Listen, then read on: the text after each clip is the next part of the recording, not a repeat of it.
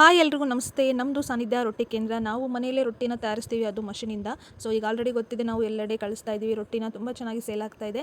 ಇವತ್ತಿನ ವಿಡಿಯೋ ಉದ್ದೇಶ ಏನಪ್ಪ ಅಂದರೆ, ಇದು ಕೈಯಿಂದ ಮಾಡಿರುವಂಥ ರೊಟ್ಟಿ, ಹಾಗೆ ಪಕ್ಕದಲ್ಲಿರೋದು ನಾವು ನಮ್ಮ ಮಷೀನಲ್ಲಿ ಮಾಡಿರುವಂಥ ರೊಟ್ಟಿ. ಇವೆರಡರಲ್ಲಿ ಒಂದೇ ಒಂದು ವ್ಯತ್ಯಾಸ ಏನಪ್ಪ ಅಂದರೆ ಸೈಜು ಮತ್ತು ಥಿಕ್ನೆಸ್ಸು.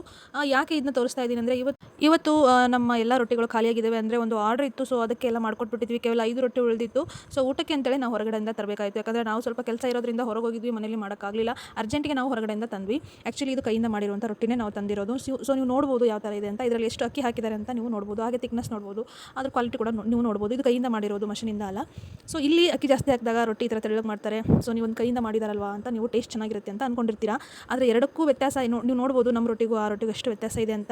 ಟೇಸ್ಟ್ ಬರೋದಕ್ಕೆ ಮೇನ್ ಕಾರಣ ಏನು ಗೊತ್ತಾ? ಕಲಬೆರಕೆ ಮಾಡಬಾರ್ದು. ರೊಟ್ಟಿನ ಚೆನ್ನಾಗಿ ಬೇಯಿಸಬೇಕು, ಚೆನ್ನಾಗಿ ಹದವಾಗಿ ಹಿಟ್ಟನ್ನು ಕಲಸಿರಬೇಕು, ನೀಟಾಗಿ ಕ್ಲೀನಾಗಿ ಮಾಡಬೇಕು. ಇಷ್ಟೇ ವ್ಯತ್ಯಾಸ. ಸೊ ಆ ಥರ ಮಾಡಿದಾಗ ಎಲ್ಲ ರೊಟ್ಟಿಗಳು ಟೇಸ್ಟಾಗಿ ಇರುತ್ತೆ. ಮಷೀನ್ ರೊಟ್ಟಿ ಆಗಿರಲಿ, ಕೈಯಿಂದ ಮಾಡಿರುವಂಥ ರೊಟ್ಟಿನೇ ಆಗಿರಲಿ. ಸೊ ನೀವು ನೋಡ್ಬೋದು, ನಮಗಂತೂ ತಿನ್ನೋಕ್ಕೆ ಆಗಲಿಲ್ಲ ಕೈಯಿಂದ ಮಾಡಿರುವಂಥ ಆ ರೊಟ್ಟಿಯನ್ನು. ಸೊ ಈ ಥರ ಹೇಳೋದು ತಪ್ಪೋ ಸರಿಯೋ ನನಗೆ ಗೊತ್ತಿಲ್ಲ. ಆದರೆ ತುಂಬ ಜನ ಕಮೆಂಟ್ ಮಾಡ್ತಿರಲ್ವ, ನಿಮಗೆ ನಾನು ತೋರಿಸ್ತಾ ಇದ್ದೀನಿ ಅಷ್ಟೇ. ವ್ಯತ್ಯಾಸವನ್ನು ನೀವೇ ನೋಡ್ಬೋದು. ಯಾಕಂದರೆ ಎಲ್ಲರೂ ಬಂದು ನೋಡಿ ಟೇಸ್ಟ್ ಮಾಡಿಬಿಟ್ಟು ಇಲ್ಲಿ ನೋಡಿ ಹೋಗೋದಕ್ಕಾಗಲ್ಲ. ಹಾಗಾಗಿ ನಾನು ಕ್ಲಿಯರಾಗಿ ತೋರಿಸ್ತಾ ಇದ್ದೀನಿ ನಿಮಗೆ. ನಾವು ತಂದಿರುವಂಥ ರೊಟ್ಟಿ ನೀವು ನೋಡ್ಬೋದು ಹೇಗಿದೆ ಅಂತ. ಹಾಗೆ ಇವತ್ತೆಲ್ಲ ಖಾಲಿಯಾಗಿದೆ, ನಾಳೆ ಮತ್ತೆ ಸ್ಟಾರ್ಟ್ ಮಾಡಬೇಕು. ಸೊ ನಮ್ಮ ರೊಟ್ಟಿ ನಿಜವಾಗ್ಲೂ ಟೇಸ್ಟ್ ಇದೆ. ಥಿಕ್ನೆಸ್ ಆಗಿರ್ಬೋದು, ಅದರ ಕ್ವಾಲಿಟಿ ಆಗಿರ್ಬೋದು, ಸೈಜು ಎಲ್ಲವೂ ಕೂಡ ತುಂಬ ಚೆನ್ನಾಗಿದೆ ಬೇರೊಂದು ರೊಟ್ಟಿಗೆ ಹೋಲಿಸಿದರೆ. ಯಾರೋ ಒಬ್ಬರು ಎಲ್ಲೋ ಒಬ್ಬರು ಮಾಡ್ತಾರೆ ಅಂದ್ಬಿಟ್ಟು ಎಲ್ಲರೂ ಅದೇ ಥರ ಮಾಡೋದಿಲ್ಲ. ನಿಜವಾಗ್ಲೂ ತುಂಬ ಚೆನ್ನಾಗಿ ಪ್ರಾಮಾಣಿಕತೆಯಿಂದ ಮಾಡೋರು ಇದ್ದಾರೆ. ಸೊ ಹಾಗಾಗಿ ಅಂಥವ್ರಿಗೆಲ್ಲ ಈ ಒಂದು video. Thank you so much.